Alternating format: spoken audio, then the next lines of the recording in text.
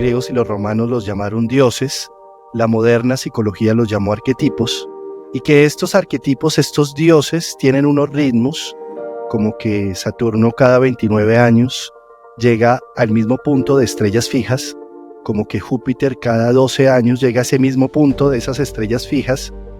Entonces nos damos cuenta que hay unos engranajes en ese reloj biológico, cósmico, y los analizamos, entendemos que somos ritmo, que somos proceso. Lo pequeño que tengo, lo valoro, lo aprecio, para entender que si soy feliz con esto, con lo que venga, también lo seré. Va más de la mano de tener una buena actitud con la vida. ¿Qué aportación, qué sentido podría llegar a tener, según tu opinión, la astrología dentro del mundo de la psicología? ¿Cómo podrían combinar? Juan Carlos Gómez es psicólogo y astrólogo. Es reconocido por acercar la astrología psicológica a miles de personas desde una visión de autoconciencia. A través de sus redes sociales comparte contenido de valor, haciendo de esta ciencia milenaria un conocimiento accesible y comprensible. Desde hace unos años transmite su experiencia mediante formaciones y apariciones online, guiando a su audiencia en un viaje de autoconocimiento a través de los astros. ¿Cómo estás, Juan Carlos? Feliz de este encuentro. No te imaginas, querido Cristian, las noches de insomnio que me has salvado, y cuando me contactas por WhatsApp y me dices quiero entrevistarte, se me hizo el sueño realidad. Qué bueno. Te he escuchado tantas noches y tantos amaneceres en tus meditaciones que son tan buenas, tan novedosas y con tanta profundidad, que cuando me escribiste me dijiste, mira, yo soy de Autoconocimiento 360. Y yo, ¿qué? Entonces me siento feliz de estar acá contigo, querido Cristian. Pues es un honor y es recíproco totalmente, porque yo también, por supuesto, me nutro mucho de la sabiduría que aportas en esa manera de comunicar desde una visión psicológica lo que representa la astrología, ¿verdad? Porque la astrología es un mundo inmenso que falta mucho por entender y descubrir, y cada uno lo aprecia de una manera, pero yo voy a apreciar mucho, vamos a apreciar todos mucho tu manera de aportarnos este mundo desde tu visión. Antes de empezar, Juan Carlos, hay una pregunta que para tocarte un poquitín el corazón, que es ¿en qué aspectos de tus ancestros te ves reflejado, Juan Carlos? Me encanta esa pregunta. Mira, yo siento que soy la expresión de mi abuelo materno. Mi abuelo materno fue una persona muy mística, muy trascendente. Siempre me hizo ver las estrellas. De niño lo visitaba en un pueblo de Colombia, es un pueblo muy pequeño, en Boyacá, que se llama Tinjacá. Él vivió allí sus últimos años. Ahí yo tendría entre los, no sé, 10 años y los 14, yo creo que fueron esos 4 años en donde tuve el mayor contacto con el abuelo, o de los 10 a los 16, yo creo, más bien, sí. Y fue una edad muy importante porque eh, me iba a vacaciones allá con ellos, con los abuelos. Y el abuelo tenía muchos libros de Lowsan Rampa, de figuras de hace 3, 4 generaciones que trabajaban ya todos los temas como esotéricos, como místicos. Entonces él sabía, por ejemplo, hipnotizar. Y entonces por las noches después de cenar salíamos a ver las estrellas y me contaba los mitos de las estrellas, las historias detrás de Orión, como todo esos cuentos y esa fascinación por el mundo del misterio, de lo que no se ve, con un pensamiento bastante revolucionario. Él fallece, no sé, ya tendría cuando yo tendría por ahí 17 años, yo creo. Él era una persona con diabetes y se le inflamó una pierna, lo tenían que amputar de la pierna, y en esas consiguió un tratamiento alternativo que le lograron desinflamar la pierna, pero en esas un coágulo llegó a su cerebro y tuvo un ACV fulminante. Y falleció, y recuerdo que fui de las primeras personas con mi mamá que llegamos. Lo vi tirado en el piso, lo vi muerto y no podía creer que una persona tan sabia, tan iluminada, porque para mí era, no, pues Dios y él, ¿sí? Verlo muerto. fue algo que me impactó enormemente, el frío de la muerte, cuando le toqué la mano y verlo en el piso a una persona que para mí había sido pues un referente, un luminar, ¿sí? No podía creer que la muerte existiera y es lo que hace que sea lo que soy hoy, porque tal vez toda la búsqueda interior, la necesidad de la astrología, el generar, el encontrar respuestas, sentido, el encontrar teleología en todo lo que nos pasa, se lo debo principalmente a él. Qué maravilloso legado y qué honrado, ¿verdad? Para ti sentir que llevas esa visión y esa herencia de lo místico. Gracias por abrirnos tu corazón con una historia tan sensible y tan profunda. Gracias, muchísimas gracias. Juan Carlos, yo hablando de lo místico y hablando de lo misterioso, me encuentro que todavía hay mucha incomprensión y mucho prejuicio y no comprensión de lo que representa un mundo de la astrología y cómo eso se puede combinar con la psicología. ¿Por qué crees que todavía sigue existiendo tanto escepticismo? Sé que es una pregunta muy amplia, pero a ver, ¿qué opinas tú? ¿Por qué sigue existiendo tanto escepticismo ante una ciencia milenaria como la astrología? Sí, Cristian. Yo creo que por los preconceptos que tenemos de lo que significa la astrología, palabras tan bellas como lo que es horóscopo, que ha sido tan prostituido en periódicos y revistas, creyendo que simplemente eh, Aries, velas rojas, mensajero del cielo, va a aparecer en tu puerta en forma de extranjero. Sí. Y cuando en realidad horóscopo, la palabra es hermosa porque representa oros, el tiempo, y copó, el estudio y el análisis. Entonces lo que hacemos con un horóscopo es analizar el tiempo. Y analizar el tiempo es en qué estación estamos. Estamos en otoño, estamos en invierno, estamos en primavera. ¿Qué se hace cuando estás en invierno? ¿Y qué haces cuando estás en verano? ¿Y por qué es tan importante tener una casa cuando estás en invierno o en verano? Porque si no, o bien sea el frío extremo o el calor extremo, te cocina, ¿sí? Y ese es el estudio del tiempo que hace el horóscopo. Entonces lo que hacemos es, a nivel de las estaciones, pintar una carta del momento en que naciste, de tu tiempo. Entonces, no, es que yo nací en marzo, pues en el hemisferio norte, en marzo 25, pues eres primavera, ¿sí? No, yo nací en diciembre, pues eres invierno, ¿sí? Entonces, si sabes el tiempo que te rodea, pues tú eres la expresión de tu tiempo, tú eres el espíritu del tiempo. Entonces, la astrología realmente es mal comprendida porque se cree que es un oráculo, se cree que es una bola de cristal, pero realmente la astrología es un lenguaje simbólico. Entonces, no podemos decir, ¿tú crees en el inglés, en el español, en el catalán? No, yo no creo en eso porque es un idioma. O sea, yo hablo español, yo hablo castellano. Asimismo, tú crees en la astrología, es que esto no es de creer o no creer. Esto es que la astrología es el lenguaje del tiempo, es el lenguaje de los cronómetros que nos rodean. Saber que algo nace en una estación va a tener las características de esa estación. Y ya cuando miramos que dentro de esas estaciones hay los antiguos lo llamaban estrellas peregrinas. Los griegos y los romanos los llamaron dioses, la moderna psicología los llamó arquetipos, y que estos arquetipos, estos dioses, tienen unos ritmos, como que Saturno cada 29 años llega al mismo punto de estrellas fijas, como que Júpiter cada 12 años llega a ese mismo punto de esas estrellas fijas, como que Marte cada 2 años llega a esos mismos puntos.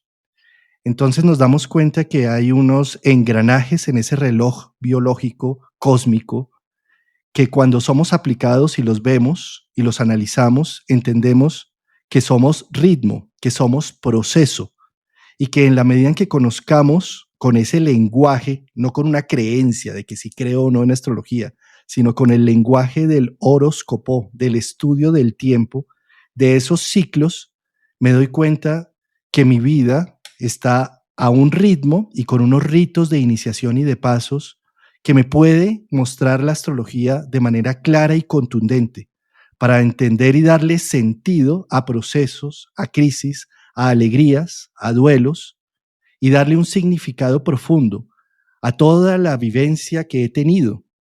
Y cuando logro ver que cada uno de los hechos que me ha rodeado, que no es que me ha atacado el destino, sino que esos hechos soy yo, soy ese papá abusivo, soy ese papá amoroso, soy esa situación engorrosa, soy ese accidente, soy esa felicidad con ese nuevo trabajo, soy mis hijos. Cuando entiendo que el destino soy yo y que el tiempo lo que me está marcando es ese proceso de cómo se va desenvolviendo, pues encuentro en la astrología una gran herramienta de navegación, no tanto para predecir un futuro, sino para darle significado y transformar aquellas heridas y aquellos dolores tan complejos que me han sucedido en otro tiempo en gran sabiduría, porque soy lo que soy por las desgracias y las gracias que me han sucedido en el pasado. Y cuando logro armar todo esto en una gran narrativa, entendiendo las dinámicas y el proceso del tiempo, pues la astrología se vuelve una herramienta invaluable.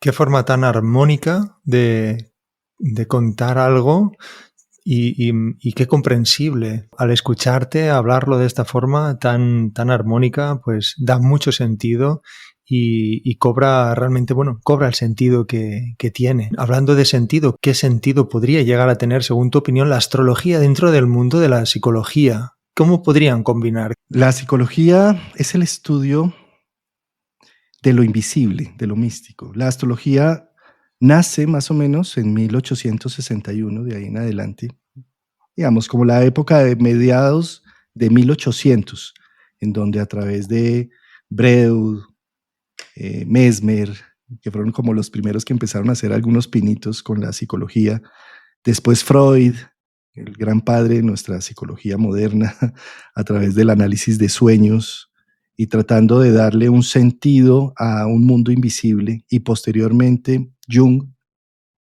con todo el legado del mapeo de la estructura de la psique, ha sido una herramienta invaluable para tener contacto con el misterio, con lo no visible. Hasta antes de 1860, esa forma de tener el contacto con el misterio estaba solamente dada a sacerdotes, a brujas, a místicos, y a raíz de 1861 para adelante, y digo esa fecha porque fue cuando Neptuno, el símbolo de la psicología, de la PSI, de la Psi, que su símbolo es un tridente, como la letra Psi de los griegos, la letra Psi que representaba para los griegos una mariposa, porque consideraban que el ser humano cuando moría salía en forma de mariposa. Entonces Psi sería algo así como psicología, el estudio del alma humana. Y ese estudio del alma humana, que antes estaba solamente en manos de los místicos, pasó a trabajarse en la psicología. Entonces, cuando hablamos de astrología, como decía el mismo Jung, es la suma de todos los conocimientos psicológicos de la antigüedad.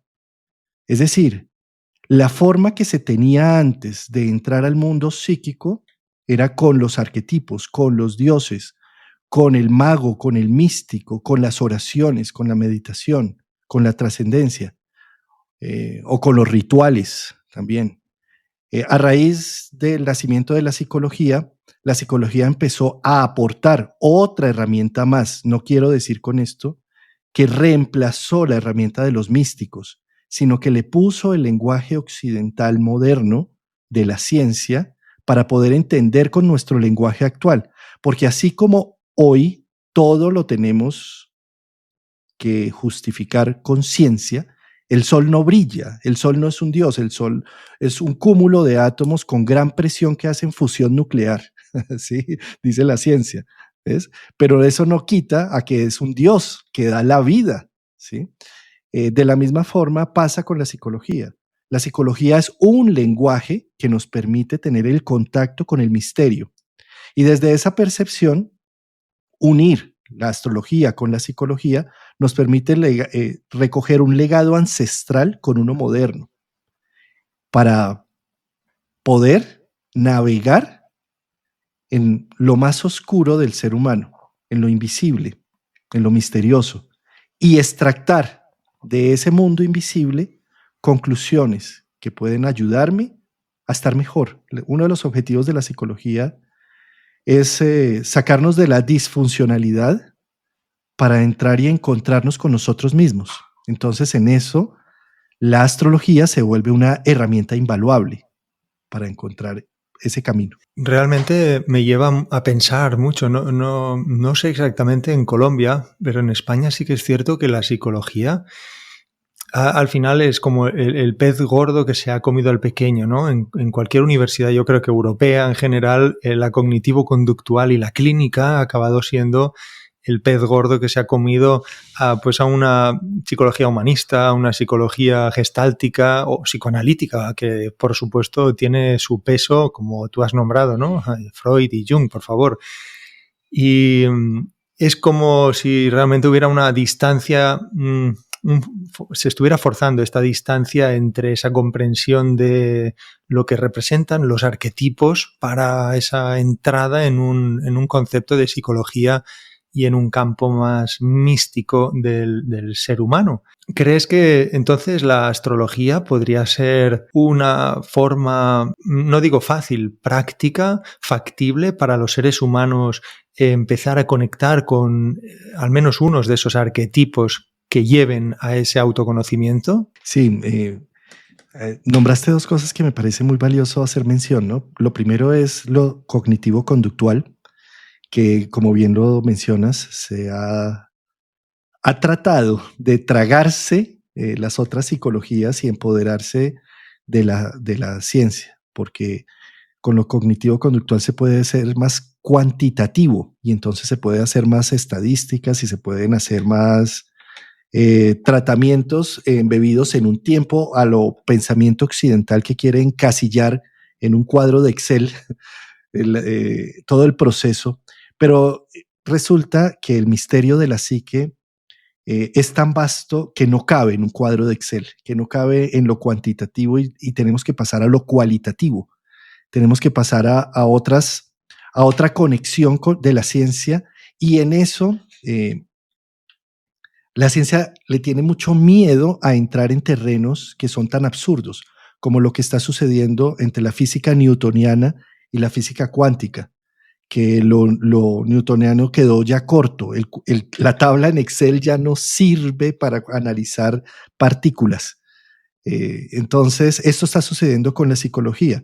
Y el temor de las grandes universidades para que haya un gran pez de lo cognitivo-conductual es precisamente lo aterrador que puede ser encontrarse con cosas que no se pueden cuantificar o que no se pueden esquematizar, ¿sí?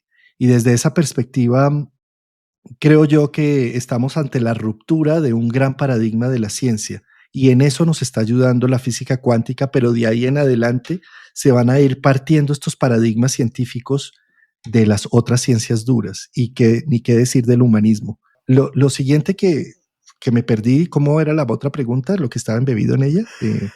Bueno, ¿de qué forma, sí, sobre los arquetipos, ¿no? Entiendo que de qué manera cómo conocerse a través de los arquetipos, a través de la astrología, ¿no? Como un mecanismo más factible, ¿no? Sí, sí. Resulta que, bueno, primero tendríamos que definir lo que sería la palabra arquetipo, ¿sí? Arquetipo es como un molde que existe. Esos arquetipos, por ejemplo, tenemos un molde de la diosa Venus Afrodita, ¿sí? Y según sea la cultura humana, le vamos a poner un nombre. Los antiguos sumerios le decían Ishtar, ¿sí? Después los romanos le dijeron Venus, después los griegos Afrodita, ¿sí?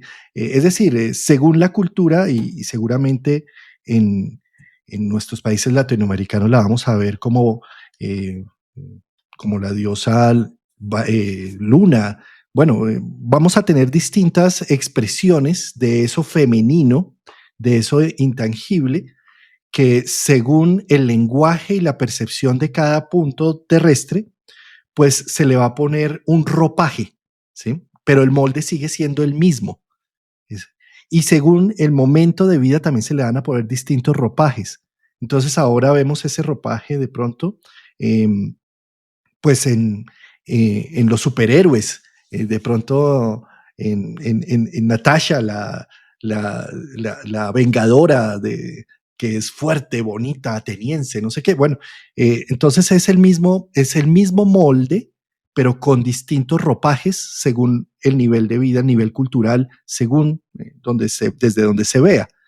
Entonces, esos arquetipos, desde la astrología, se pueden leer con la representación que tienen en el cielo, como los antiguos griegos y romanos le dieron al nombre del planeta, que es la estrella del amanecer y del atardecer, que en este momento, cuando el sol está en el ocaso, les recomiendo que miren hacia el occidente y van a ver ahí la belleza de Venus. Es esa misma Venus.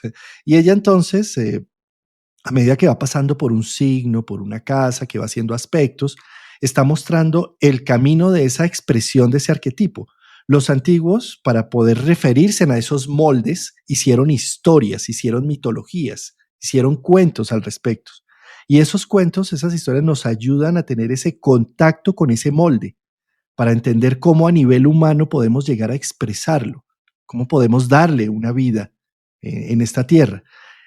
Porque esos moldes son invisibles, pero estamos todos subordinados a ellos. Es decir, somos expresión de los arquetipos, somos la expresión viva de los dioses o de los planetas, si lo vamos en astrología, o de simplemente compulsiones que llevamos en el alma y en el corazón y que simplemente nos hacen ser como somos. Entonces lo que hacemos con la astrología es mirar ese mundo instintivo, arquetípico, y entenderlo desde un punto de vista consciente. Y lo podemos llegar a hacer a través de mitos, de leyendas, de cuentos, para entender cómo es que funcionan las dinámicas, su energía. Entonces, podríamos decir que la astrología es también una enclave de brújula para personas que realmente están en esa, es decir, dentro de esta pérdida global en la que estamos viviendo los seres humanos, necesitamos brújulas, ¿no? Y la astrología entiendo que es una muy precisa brújula. Es precioso esto que cuentas de la brújula, porque cuando el marino en sus barcos antiguos se veía perdido en alta mar, lo importante era que se despejara el cielo para poder observar las estrellas y así guiarse.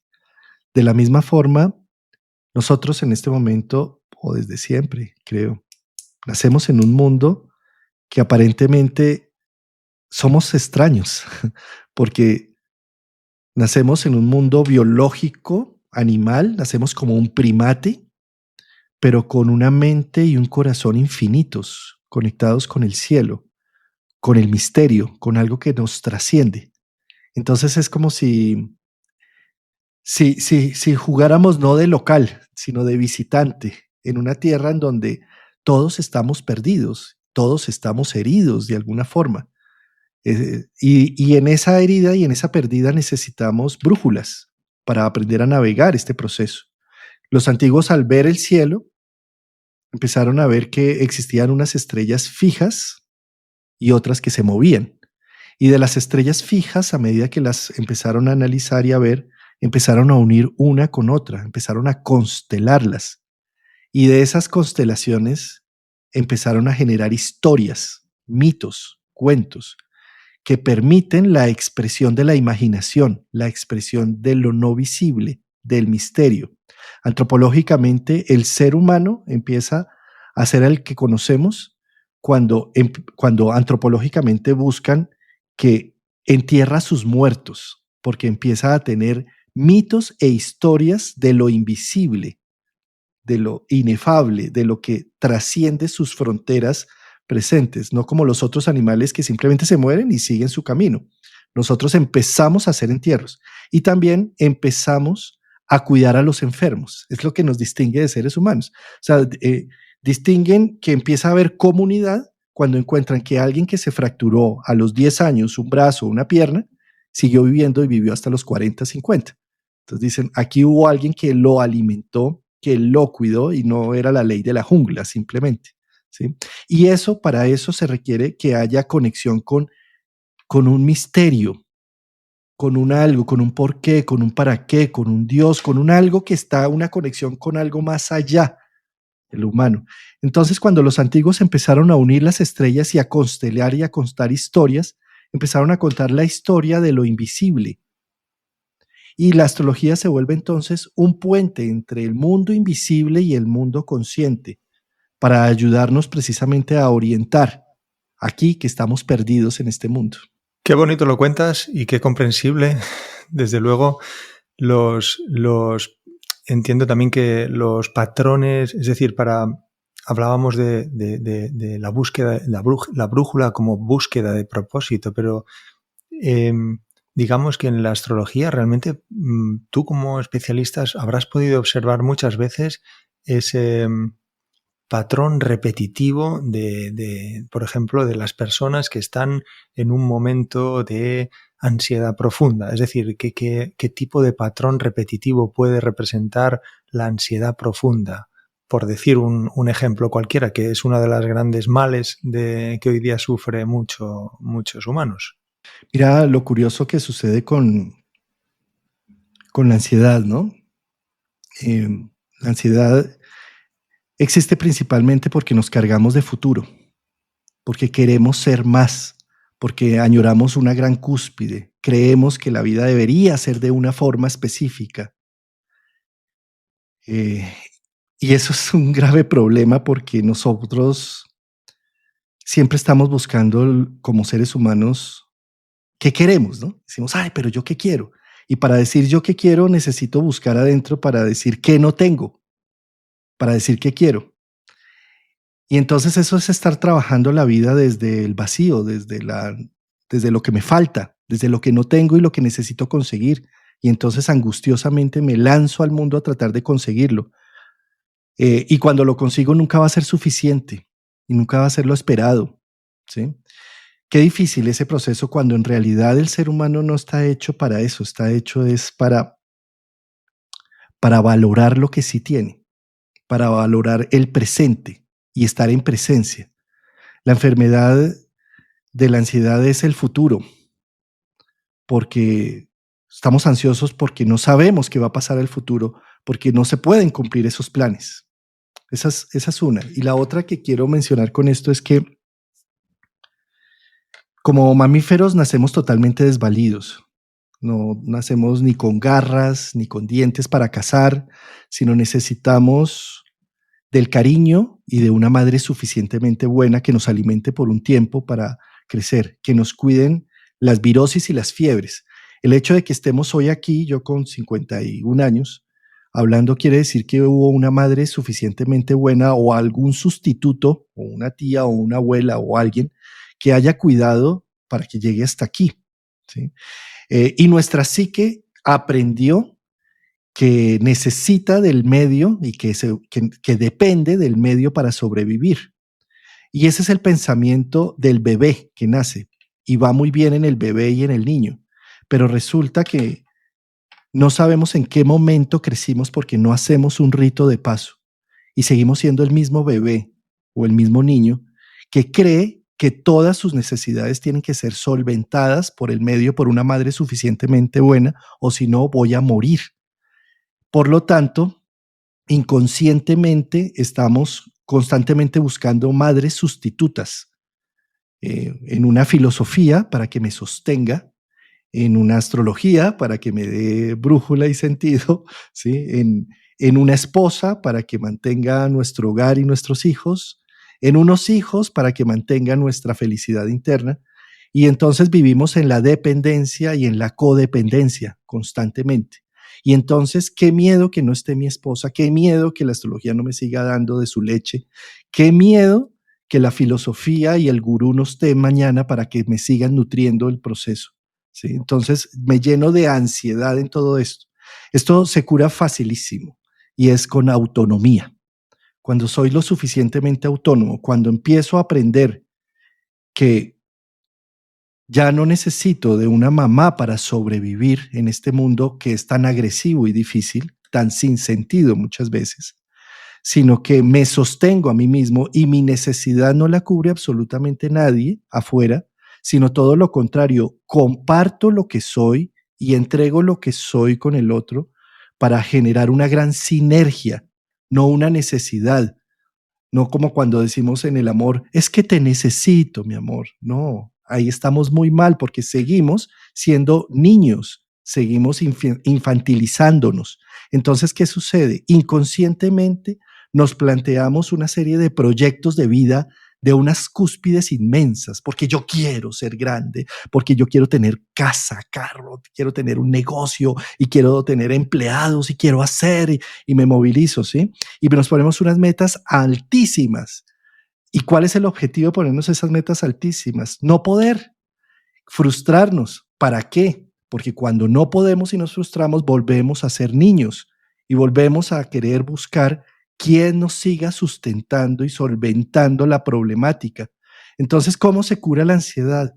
Facilísimo, poniéndonos metas concretas, más pequeñas, no inalcanzables, abrazando la realidad y el presente, no quedándonos en que yo necesito, yo quiero, yo busco, yo hago. Eso es estar desde la falencia, desde la falta. Si yo, en cambio, empiezo a valorar mi presente, lo que sí tengo, y aprendo a mover el músculo de la felicidad presente, cuando llegue el futuro, voy a tener con qué disfrutarlo. En cambio, lo que terminamos haciendo en nuestra realidad actual es que voy a ser feliz cuando me case, voy a ser feliz cuando tenga 2 hijos, cuando tenga la empresa o cuando tenga los ahorros o cuando me pensione o me jubile, ¿sí? Y eso lo que hace es que el músculo de la felicidad no se accione porque está en futuro. Si yo, a cambio, con lo que tengo, lo pequeño que tengo, lo valoro, lo aprecio, entonces lo que hago es activar toda mi dinámica psicológica para entender que si soy feliz con esto, con lo que venga, también lo seré. Entonces nos olvidamos ya de que tengo que cumplir unas expectativas que ni siquiera son mías, sino que son extremas, externas, y que son hechas con los ojos o de mi papá o de mi mamá o de mi mundo social o de mis amigos y demás. Cuando yo me centro en yo elijo elijo el gusto y el placer que me da lo que tengo en este momento y lo disfruto y lo aprecio, pues entonces después todo lo que venga y todo lo que fue también lo voy a aprender a apreciar. Me encuentro muy regularmente en consulta que hay una etapa vital una etapa vital que aquí se llama la crisis de los 40, para los ingleses los mid-age crisis o algo así, que realmente ante esto que decías, es como si de pronto aparecieran personas que necesitan esa visión, ese empujón, ese acompañamiento en un momento de su vida en el que cuando miran atrás se dan cuenta de que han estado viviendo basados en códigos y patrones externos, sean pues hasta pues desde los bisabuelos o antes a cuestiones que han ocurrido durante el embarazo, estando en el vientre de la madre, o todos esos códigos basados en traumas humanos que experimentamos todos como seres humanos. Y me encuentro a esa edad que necesito pues ponerle claridad a eso para darme cuenta dónde está mi originalidad, mi autenticidad. ¿Cómo se observa desde la carta natal y qué otros periodos de la vida son importantes observar en una carta natal, aparte de este momento de la vida? Es uno de los momentos más interesantes de la vida humana, la década de los 40 años. Es uno de los que en donde más confluyen aspectos astrológicos importantísimos a nivel de los tránsitos, donde se hacen unos ciclos. Y hay un ciclo en total importancia que es el ciclo de Urano. A nivel astrológico, Urano es un planeta que fue descubierto a finales de 1700 por un músico, no un astrónomo ni un astrólogo, sino era un músico llamado Hershey, de apellido Hershey. Y él era aficionado a los telescopios y empezó a hacer la observación de una estrella, de una estrella que él consideraba que era un planeta, y lo observó durante mucho tiempo y llegó a la conclusión que era un planeta y efectivamente era el planeta Urano. En ese momento, el sistema solar era solamente hasta el ojo visible desnudo. El sistema solar era hasta Saturno, que son los planetas que tú logras ver a ojo sin necesidad de ningún artefacto. Urano necesita de un artefacto tecnológico para poderlo visualizar. Una vez se descubre, entonces el sistema solar pasó a ser el doble de grande. La distancia que hay del Sol a Saturno es la misma de Saturno a Urano. O sea, ¿por qué estoy haciendo toda esta introducción astronómica? Y es porque eso es lo que nos pasa en la mitad de la vida. Hacemos un descubrimiento según los avances que hemos tenido de nuestra conciencia hasta los 40 años. A los 40 años, de pronto ya tenemos familia, de pronto ya hicimos algunas empresas, de pronto ya hemos encontrado qué afinidades y qué no nos gusta en muchos sentidos. Y es como si hasta ahí descubrimos a Saturno, como lo que pasaba a finales de 1700. Pero hacia los 42 años, que es cuando precisamente el planeta Urano hace la oposición a su punto natal, es cuando se descubre algo invisible hasta ahora. Encontramos que todo lo que tenemos y lo que hemos construido queda insuficiente para toda la expresión creativa que llevamos en el corazón. Y entramos en un proceso de crisis en donde necesitamos dar un salto a lo invisible, a lo que no es reconocible y a lo que a veces es hasta absurdo. Ahí es cuando vemos que entramos en una zona límbica, en un limbo, en donde ¿qué hacemos? Tenemos esto que hemos construido, que necesita de nuestra responsabilidad, que necesita de nuestro tiempo, pero si le invierto toda mi vida a esto, siento que se me pierde mi posibilidad porque el tiempo está corriendo y que yo necesito también hacer otras cosas que den más expresión de todo lo que llevo en el corazón y en mi alma. Esas son crisis uranianas de creación, y a Urano, cuando aparece en nuestra vida, aparece en formato de rayo, es un relámpago que me muestra en un destello de luz las posibilidades, que me dejo enamorar y narcotizar por esas posibilidades, que me asusta, el trueno, me despierta, me motiva, y que a veces nos puede llenar de angustia y ansiedad saber que necesitamos dar unos pasos y que necesitan ser hechos con calidad humana, porque a Urano le encanta pasarse por encima lo humano, es decir, me dejo preñar de una idea y soy capaz de divorciarme, romper todo lo que he construido, empresa, trabajo y todo, y salir corriendo en pro de un sueño, de una utopía y de un ideal, que después debemos entender que toda decisión tiene un precio no económico, familiar, moral, emocional. Y cuando llega las crisis de la mitad de la vida, es precisamente ese contacto.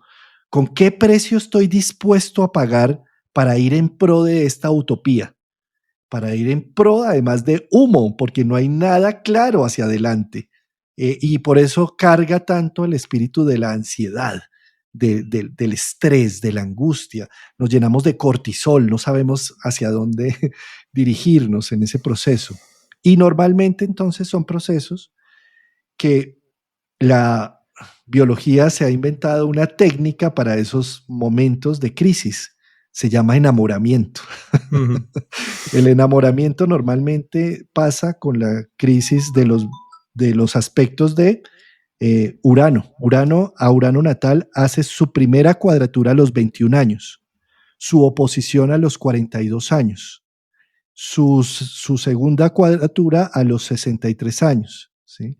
Y por último, su retorno a los 84 años. Entonces, esos 4 momentos de vida son muy críticos porque nos ponen en ese contraste. A los 21 años es un poco más fácil porque precisamente rompemos la estructura familiar para empezar a ser creadores de nuestra historia. A los 42 años es un poco más complejo porque estamos rompiendo lo mismo que ya hemos creado nosotros mismos en pro de otra forma creativa. Y a los 64, 63, 64 también es muy difícil porque ahí empezamos a sentir que necesitamos estar más ligeros de equipaje muchas veces, pero la norma moral o el deber ser hace que no queramos soltar muchas cosas que hemos cultivado hasta ese instante. Para los 84 años darnos cuenta que toda la energía creativa que hemos gestado no es nuestra, está entregada y ojalá que la podamos entregar con la mano caliente hacia las nuevas generaciones a través de nuestros libros, nuestro producto y nuestra forma creativa, el legado que realmente dejamos aquí. Entonces ese es el tema de la mitad de la vida es crítico y ahí en este instante del tiempo de nuestras generaciones actuales es muy importante entenderlo, que la expectativa de vida hace menos de 50 y 60 años estaba más o menos entre los 50 y los 65 años. Por eso la gente se podía jubilar y las empresas de jubilación quedaban con tanto dinero. Sí. Pero en este momento la expectativa de vida está por encima de los 80 años a nivel global. Es decir, siempre ha habido gente que viva mucho más y mucho menos, pero digo como masa crítica social humana. Entonces este es el momento de la vida donde es las generaciones que estamos transitando en este momento, es donde tenemos una crisis de mitad de vida más fuerte aún, porque sabemos que vamos a superar los 80 años. Entonces, cuando llegamos a los 40, prácticamente es el nacimiento de la creatividad y la individualidad. Entonces, hasta los 40 años es como si fuéramos el efecto ancestral, familiar, de lo que se espera de nosotros. Y la crisis lo que busca es que desarrollemos y hagamos la metamorfosis para que rompamos ese huevo que nos ha traído hasta ese instante. Y lo rompamos desde adentro, porque ya sabes, si el huevo no se rompe desde adentro, cuando se rompe desde adentro sale un pollo. Cuando se rompe desde afuera, queda huevo frito. ¿Sí? Entonces, de la misma forma, la crisis de la mitad de la vida, necesitamos generar una crisálida, una gran crisis crisálida, para romperla desde adentro y desplegar las alas de la mariposa, de la psi, para que nazca el alma que ha estado en el capullo de este cuerpo y empiece en esa gran crisis, rompiendo la crisálida, a abrirse el nuevo camino de creatividad. Eso debe hacerse desde lo humano, no desde la simple idea. Si lo hacemos desde la simple idea, fracturamos familias, nos fracturamos internamente, la psique se puede llegar a fracturar. Y hacerlo desde lo humano es tener la capacidad de unir los dos mundos. El mundo que he transitado hasta mis 42 años, el mundo que me ha dado de pronto unos títulos, unas herramientas, una forma de hacer la vida y utilizarlo prácticamente, usar lo que hemos hecho hasta ahora para dar el paso a seguir de los 40 para arriba. Muchas veces lo que terminamos haciendo es fracturando todo, negando lo que fui, y ese es un camino muy doloroso y de un precio muy alto, porque después sentimos que traicionamos familia, hijos, que dejamos abandonado lo que fuimos y lo que hemos hecho. Y es importante reconstruir también de lo que hemos hecho, usarlo para lo que vamos a hacer. O sea, una cosa no tiene por qué ser o esto o aquello. Puede trabajarse en sinergia mutua los dos mundos.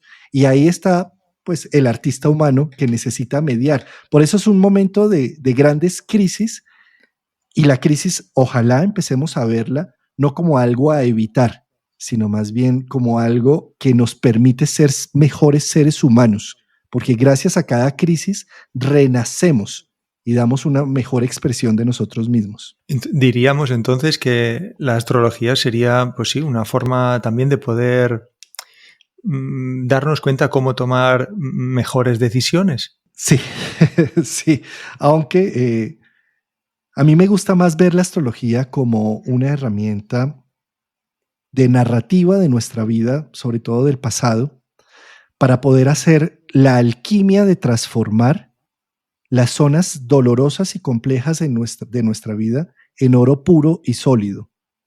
Yo creo que querer tomar buenas decisiones va más de la mano de tener una buena actitud con la vida, de estar disponibles y dispuestos, porque también la astrología puede convertirse en generarnos la dependencia de tratar de ver el momento adecuado para cada cosa. Entonces, voy a firmar un contrato. No, no se te ocurra, Mercurio está en retro.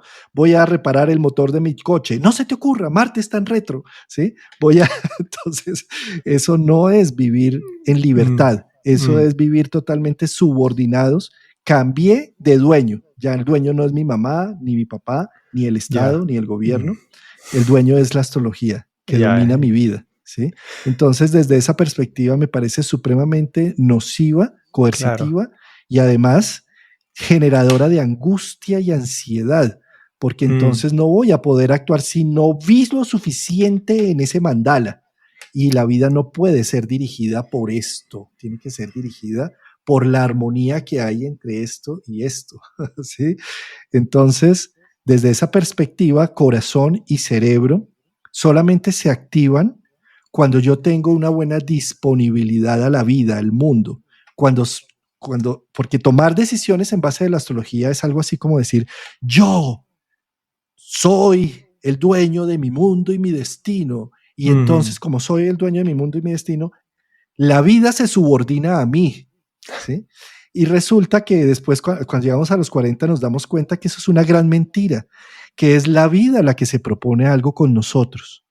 Porque el trabajo que tengo fue por una invitación que recibí de un amigo, porque la esposa que tengo fue porque me enamoré en un momento dado de algo que al parecer era totalmente absurdo y diferente, porque los hijos que nacieron y que me acompañan nacieron espontáneamente y no fue con una planeación estratégica de astrología, porque la vida se encarga de hacer las cosas y cuando yo estoy atento y con buena disposición, entonces me encuentro viviendo mi propio destino.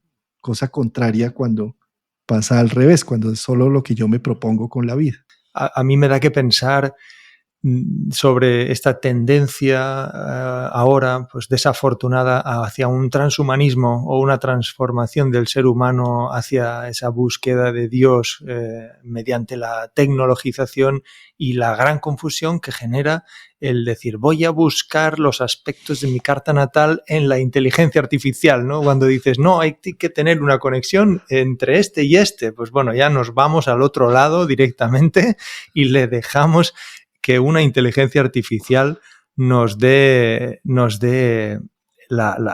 explicación, ¿no? De decir, estamos volviéndonos locos.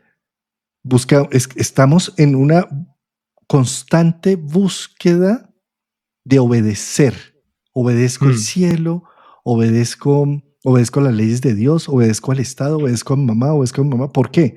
Porque entonces sigue una jerarquía patriarcal incluso, en donde ¿para qué hago esto? Para que el otro asuma las consecuencias de lo que decide. Yo no, yo obedecí, yo no fui, yo no soy, ¿sí? Entonces seguimos en un pensamiento infantil,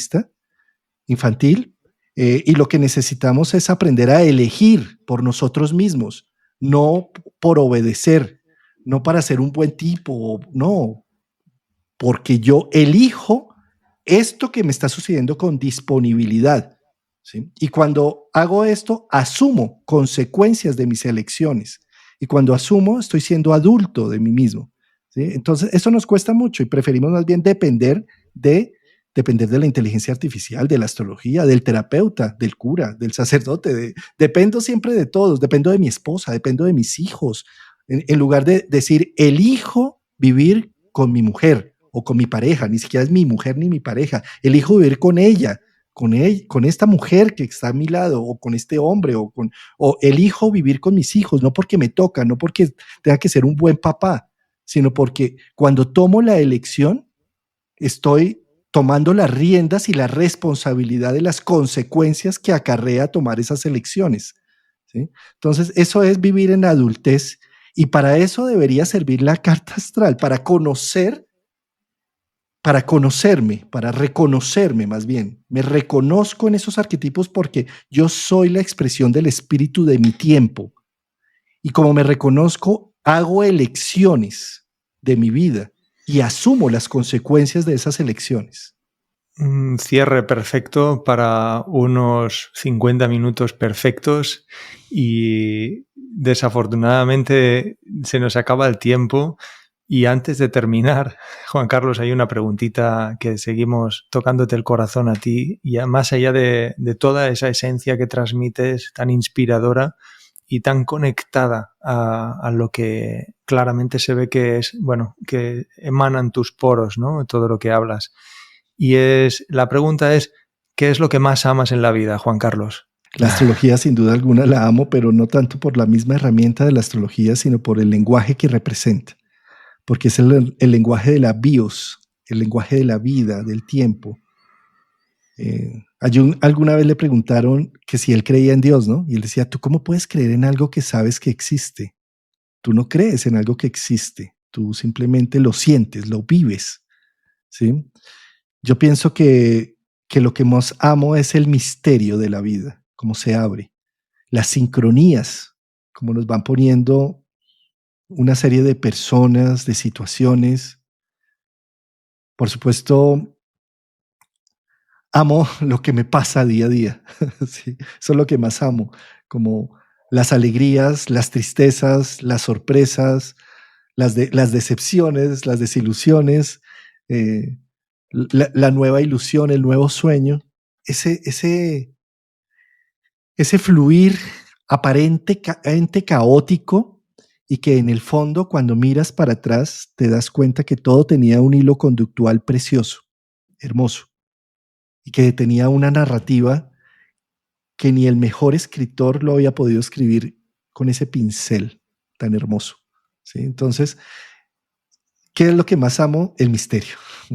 Muy agradecido por la profundidad, por la sensibilidad y por tu lenguaje poético. Nos has aclarado muchísimo, y honrado y agradecido de tenerte aquí este ratito y que nos dediques tu tiempo y sabiduría. Gracias, Juan Carlos. Pero Cristian, qué placer, además qué preguntas tan bien formadas, qué conducción tan excelente. Realmente, ojalá se repita, ¿sabes? Me he sentido muy cómodo con tus preguntas, con tu visión. Y como te cuento, con tu tono de voz que siempre me ha acompañado en hartas noches de insomnio, me siento como en casa, querido Cristian. Qué bien, muchísimas gracias. Y desde luego se repetirá porque hay mucho más de lo que hablar. Gracias por estar aquí, Juan Carlos, y gracias a todos y a todas de nuevo en un podcast de Tal Árbol, Tal Astilla. Seguimos, no olvides suscribirte. Hasta la próxima. Abrazos, gracias. Chao.